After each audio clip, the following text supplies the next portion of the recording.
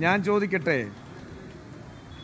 സാധാരണഗതിയിൽ പോലീസ് വന്ന് റെയ്ഡ് ചെയ്യുമ്പോൾ മഹിളാ കോൺഗ്രസ് നേതാക്കളുടെ റൂമിൽ അനധികൃതമായി കടന്ന് സെർച്ച് ചെയ്തപ്പോൾ വികാരം 1.5 മണിക്കല്ലല്ലോ പ്രദർശിപ്പിക്കേണ്ടത്. ആ 1.5 മണിക്ക് മുമ്പ് തന്നെ ഇവർക്ക് 12 മണിക്ക് പോയ ഇവർക്ക് വളരെ വേഗതയിൽ തന്നെ കോൺഗ്രസിൻ്റെ സാധാരണ പ്രവർത്തകർക്ക് കിട്ടിയ വിവരങ്ങൾക്ക് മുമ്പ് തന്നെ ഇവിടെ റെയ്ഡ് നടക്കണു എന്ന് ഇവർക്കറിയാം. പക്ഷേ ഇവർ 1.5 മണിയോട് കൂടിയിട്ടാണ് തിരിച്ചു വരുന്നത്. അതും സംശയമാണ്. ഞങ്ങൾ പറഞ്ഞത് ഇതെല്ലാം കൊണ്ടുപോയ പണത്തെ സേഫായിട്ട് ഒളിപ്പിക്കാനുള്ള സമയങ്ങളായിരുന്നു. ഇനി നിങ്ങൾക്കൊരു ചോദ്യം സ്വാഭാവികമായിട്ടും ചോദിക്കാം, പോലീസ് ഒന്നും പറഞ്ഞില്ലല്ലോ, പോലീസ് ഒന്നും കണ്ടെത്തിയില്ലല്ലോ. ഞാൻ ചോദിക്കട്ടെ, കുർവാ സംഘത്തിന് ചോദ്യം ചെയ്യുമാർ ഇവരെ ചോദ്യം ചെയ്യാൻ പറ്റുമോ? പരിമിതിയില്ലേ? കുർവാ സംഘത്തിന് ചോദ്യം ചെയ്യും പോലെ ഈ പറയുന്ന സംഘത്തെ ചോദ്യം ചെയ്ത കാര്യങ്ങൾ വെളി വരും. പക്ഷേ നമ്മുടെ പോലീസ് സേനയ്ക്കെല്ലാം ഇത്തരം കാര്യങ്ങളിൽ ചില പരിമിതികൾ ഉണ്ടാകുമെന്നാണ് എനിക്ക് തോന്നുന്നത്. അതിൻ്റെ അടിസ്ഥാനത്തിൽ പോലീസ് ഇപ്പം നടത്തിയ അന്വേഷണം ഞങ്ങൾ തെറ്റായിട്ടൊന്നും കാണുന്നില്ല. അതാണ്ട് എങ്ങനെ ഇരിക്കുന്നു ഇദ്ദേഹത്തിൻ്റെ ഈ സംസാരം കേട്ടാൽ തോന്നും കേരളത്തിൻ്റെ ആഭ്യന്തരമന്ത്രി രമേശ് ചെന്നിത്തലയാണെന്ന്.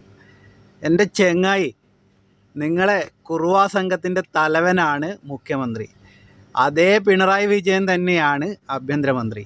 എന്നിട്ട് നിങ്ങൾക്ക് ഇത് പറയാൻ വേണ്ടി തീരെ ഉളുപ്പ് എന്ന് പറയുന്ന ഒന്നില്ലേ? പോലീസുകാർ ആരുടെ കയ്യിലാണ്? പോലീസുകാർക്ക് എന്തെങ്കിലും ഒരു ചെറിയ തുമ്പ് കോൺഗ്രസ് നേതാക്കൾക്കെതിരെ കിട്ടിയിട്ടുണ്ടെങ്കിൽ അത് അവർ മാന്തി കീറി ഏതെങ്കിലും ഒരു നേതാവിനെ അറസ്റ്റ് ചെയ്യാണ്ട് അവർ പിന്മാറുമായിരുന്നു. ഒരു തെളിവും യൂത്ത് കോൺഗ്രസിൻ്റെയോ നേതാക്കൾക്കെതിരെ കിട്ടാതെ തുമ്പ് കിട്ടിയത് മുഴുവൻ നിങ്ങൾക്കെതിരെ ആയതുകൊണ്ടാണ് അവർ തന്ത്രപരമായി പോലീസുകാർ മുങ്ങിയത്. അല്ലാതെ യൂത്ത് കോൺഗ്രസ് നേതാക്കളെ പേടിച്ച് പോലീസ് പിന്മാറിയതാണെന്ന് മനസ്സിലാക്കാനുള്ള ബുദ്ധിയൊക്കെ പാലക്കാടുകാർക്കുണ്ട്. അതുകൊണ്ട് തന്നെയാണ് പാലക്കാടുകാർ ഇത്രയും വലുതായ ഒരു ഭൂരിപക്ഷത്തിൽ UDFനെ വിജയിപ്പിച്ചത്. കുറുവാ സംഘത്തെ ചോദ്യം ചെയ്യുന്നത് പോലെ ചോദ്യം ചെയ്യേണ്ട സുരേഷ് ബാബു നിന്നെയാണ്. അങ്ങനെ ചോദ്യം ചെയ്തിട്ടുണ്ടെങ്കിൽ അതിൽ കുടുങ്ങുന്നത് മന്ത്രിയും മന്ത്രിയുടെ അളിയനും പിന്നെ നമ്മൾ അഖിലേന്ത്യാ നേതാവും പിന്നെ റിപ്പോർട്ടർ ചാനലിൽ നിന്നും അടിച്ച് പുറത്താക്കിയ ആ റിപ്പോർട്ടറും താങ്കളും അടക്കമാണ് ഇതിൻ്റെ പിന്നിൽ കുടുങ്ങുന്നത് എന്ന് അറിയാവുന്നത് കൊണ്ട് തന്നെയാണ് പോലീസ് പിന്മാറിയത്.